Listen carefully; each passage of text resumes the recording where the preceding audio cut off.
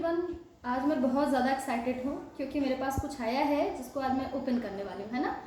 तो ये मेरे पास एक मटेरियल आया है, मुझे एग्जैक्टली पता नहीं है बट इसमें लिखा है क्लास 5th की ये मटेरियल है, पूरा का पूरा रेजोनेंस का पीसीसीपी डिवीजन का, है ना। तो पीसीसीपी डिवीजन में क्लास 5th का इतना ज़्यादा मटेरियल है, 1 2 3 4 5 6 7 बुक्स हैं इसमें, मॉड्यूल बेसिकली जिसको कहते हैं। तो ऑब्वियस बात है बच्चा तो बड़ा प्रेशर में आ जाएगा, तो मैं चलो देखती हूँ कि आखिर इस मॉड्यूल में है क्या रियल में। ठीक है, मैं इसको ओपन करने वाली हूँ क्योंकि वो देखने के बाद ही कंटेंट पता चलेगा कि ये मॉड्यूल है कैसा, क्योंकि बाहर से तो देखने में अच्छा ही लग रहा है। तो बेसिकली पीसीसीपी डिवीजन में क्या होता है बेटा कि बेसिकली छोटे बच्चे जैसे कि हमारे 10th तक के जो स्टूडेंट्स हैं उनकी बेसिक्स को बहुत ही ज़्यादा स्ट्रॉन्ग करने के लिए पढ़ाई जाती है यहाँ पे। अब होता क्या है कि कई लोगों का ऐसा परसेप्शन बना हुआ है कि 11th-12th में जाएंगे या 12th के बाद जाएंगे तो हम कोटा जाएंगे और कोटा से IITN या मेडिकल की तैयारी करके निकल आएंगे। तो ऐसा एक दिन की ये चीज़ नहीं है, बहुत ही लॉन्ग प्रोसेस होता है किसी चीज़ को, काफ़ी मेहनत लगती है ना। तो देखते हैं। तो पहला जो हमारा फर्स्ट मॉड्यूल है that is related to physics, है ना। वेरी नाइस, देख के तो काफ़ी अच्छा लग रहा है क्योंकि मेरे टाइम में इतने अच्छे बुक्स आते नहीं थे, है ना। हम अट्रैक्टिव देख के सोचते थे कि हमारे पास काश ऐसा होता, है ना। तो ये फाउंडेशन एंड ओलंपियाड के लिए बेसिकली क्लास 5th फिजिक्स की है।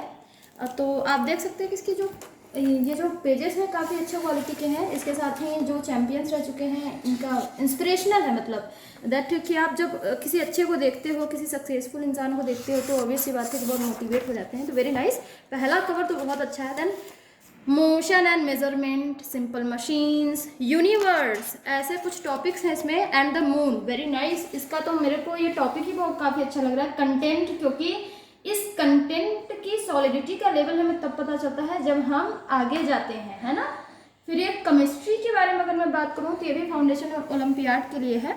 बहुत अच्छा, ये इमेज ही सबसे पहले कोई देख के समझ जाएगा कि ये डोपामाइन लिखा है। बहुत ही ये हैप्पीनेस के लिए भी जाना जाता है और यहाँ ह्यूमन ब्रेन बना हुआ है, यू कैन सी। और फिर यहाँ का जो कंटेंट है मैं देख लेती हूँ।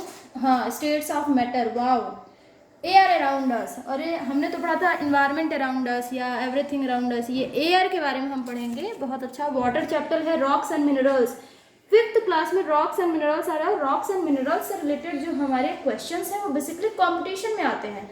तो अगर बच्चे केमिस्ट्री में ये सारी चीज़ें पढ़ रहे हैं तो इसका मतलब इनका जो बेसिक्स है काफ़ी ज़्यादा अच्छे से तैयार हो जाएगा। This one is mathematics, oh my God, mathematics तो काफ़ी ज़्यादा लेंदी लग रही है, फिर भी मैं देखूंगी कि इसमें चैप्टर्स क्या है। Number and number names, operation on large numbers, factors and multiplies, fractions, measurement, average, temperature, money, mensuration, मतलब मनी चैप्टर भी आ रहा है। Money is basically addition and subtraction से रिलेटेड है, वेरी नाइस। ये तो मतलब बेसिक्स के लिए तो बहुत ही ज़्यादा अच्छा मटेरियल है। काश ऐसी मेरे को मॉड्यूल मिल जाती तो आज मैं भी कुछ कर लेती, है ना।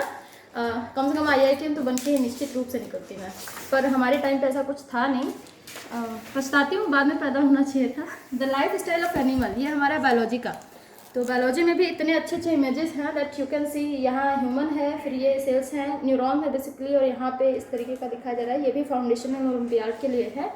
Life style of animals, very nice. ये ब्रीदिंग एनिमल्स में कैसे होती है, फीडिंग कैसे होती है, मूवमेंट इन एनिमल्स कैसे है, रिप्रोडक्शन है, नर्वस सिस्टम और बॉडी, और उसके साथ ही food and health and safety and first aid, very nice. First aid तो हमने गाइडिंग एंड काउंसलिंग में सीखा था, बाद में B.Ed कर लिया था उसके बाद, वेरी नाइस। मतलब 5th क्लास के लिए तो मटेरियल काफ़ी अच्छा है। Next is social science which is one of the most important and very interesting. Ma'am I am very interested in this subject, तो मैं इसका तो ज़रूर से देखूंगी क्योंकि इसमें globe the model of the earth, very nice. Globe सिर्फ नहीं लिखा है, the model of the earth, model of the earth, इसका मतलब चैप्टर ही डिफाइन कर रहा है कि हम किसके बारे में पढ़ने वाले हैं, कंटेंट से पता चल जा रहा है। द मैप और climate, green land, the land of ice and snow, मतलब बच्चे कंफ्यूज नहीं होंगे।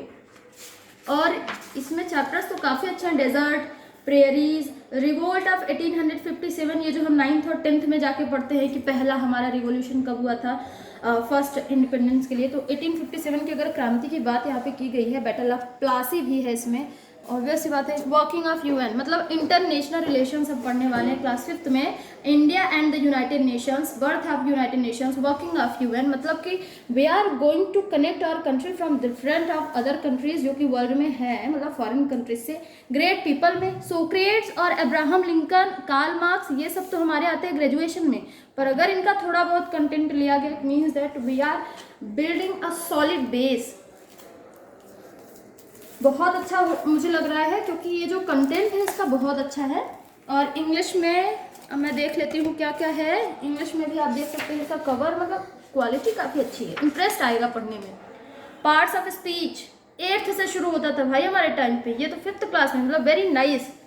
और सेंटेंस, नाउन, ये ज़्यादा डिटेल में तो नहीं है पर बेसिक्स बड़े अच्छे से हैं। आर्टिकल्स पढ़ेंगे, प्रोनाउन, एडजेक्टिव, वर्ब, मतलब पूरे पार्ट्स ऑफ स्पीच के साथ ही हम टेंसेज 5th क्लास में इंट्रोड्यूस कर रहे हैं। Active, passive, preposition, conjunction and punctuations के बारे में पढ़ रहे हैं। ग्रामर पोर्शन का बेसिकली बुक है। और इससे तो मुझे लगता है कि अगर वाह, फिर उसके बाद वर्बल एबिलिटी भी है, राइटिंग सेक्शंस भी हैं, मतलब notice, application, picture composition, everything we are going to do so. और 5th वन भी ये जो हमारा है, this is also my favourite, ये मेरा भी फेवरेट है, मेंटल एबिलिटी। मुझे जब मेंटल एबिलिटी मिलता था तो उस टाइम पे कोई ऐसी खास बुक्स मुझे नहीं अवेलेबल हो पाई थी। आई डोंट नो, मार्केट में या तो कम होंगी या फिर जो भी अब रीज़न रहा हो। तो मैं बेसिकली मेंटल एबिलिटीज़ के लिए अलग अलग, जैसे कि पजल्स हो गए तो सॉल्व करती थी न्यूज़पेपर वगैरह के। तो उसमें है playing alphabet, number game, alphabet game, magical figures, play with science, codes भी हैं इसमें, फॉलो द एरो मतलब डायरेक्शंस वाले होंगे इसमें, similarity, wow, simple similarity and word similarity, who is the alien, मतलब सिमिलैरिटी में बेसिकली अब ये जो है अलग अलग, जैसे सैनिक स्कूल हो गया, नवोदय विद्यालय हो गया, इस सब में आते हैं भी। तो अगर ऐसी प्रिपरेशन नहीं रहेगी तो we can not stand. Very nice, सारे मॉड्यूल मुझे बहुत अच्छे लगे, मतलब क्या कंटेंट है इनका। और लास्ट में मिक्सचर है, तो बहुत अच्छा है मॉड्यूल। मेरे को तो ऐसा लगता है कि ये क्वालिटी वाली किताबें हैं जो कि मिलने वाली है। अगर किसी बच्चे को फ्री में पढ़ने को मिल रही है तो बच्चा सबसे ज़्यादा लकी होगा। तो कई पेरेंट्स का, या जनरली मेरा भी ऐसा परसेप्शन था दैट कि हम 12th के बाद ही चलेंगे, फिर IITian बन के निकल चलेंगे, है ना। लेकिन ऐसा नहीं है। अगर मुझे ऐसा लगता है अगर मैं 5th क्लास से यहाँ पे पढ़ती, रेजोनेंस में PCCP में एडमिशन ले लेती, तो मुझे लगता है कि मैं 11th और 12th तक अपने क्लास के टॉपर बैच में होती। पर वही होता है कि पहले बच्चे लेट से आते हैं या PCCP को इम्पोर्टेंस नहीं दी जाती, फिर आते अचानक से तुम्हें पता चलता है we don't know many of the things जिसके थ्रू हमारा मार्क्स आ सके या हम एडवांस या मेंस निकाल सके, क्वालिफाई कर सके। तो ये 5th क्लास से ही अगर इस तरीके का कंटेंट प्रोवाइड किया जा रहा है तो ऑब्वियस सी बात है कि आगे आने वाले फ्यूचर में कोई भी दिक्कत बच्चे को नहीं होने वाली। वो हर एक चीज़ के बारे में कम से कम आइडिया लगा सकते हैं, जान सकते हैं। मतलब बेसिकली इससे माइंड का डेवलपमेंट, ऐसा कहते हैं कि सेरिब्रम बहुत इंपॉर्टेंट रोल प्ले करता है किसी चीज़ को याद करने के लिए, और स्टूडेंट लाइफ में सेरिब्रम का बहुत स्ट्रांग होना ज़रूरी है। और ये जो भी कंटेंट है PCCP मॉड्यूल में सारे सब्जेक्ट के ऐसे कंटेंट ऐड कर रहे हैं जिससे कि हमारा पूरा ओवरऑल डेवलपमेंट हो। तो मुझे भी पढ़ना चाहिए था। Thank you so much.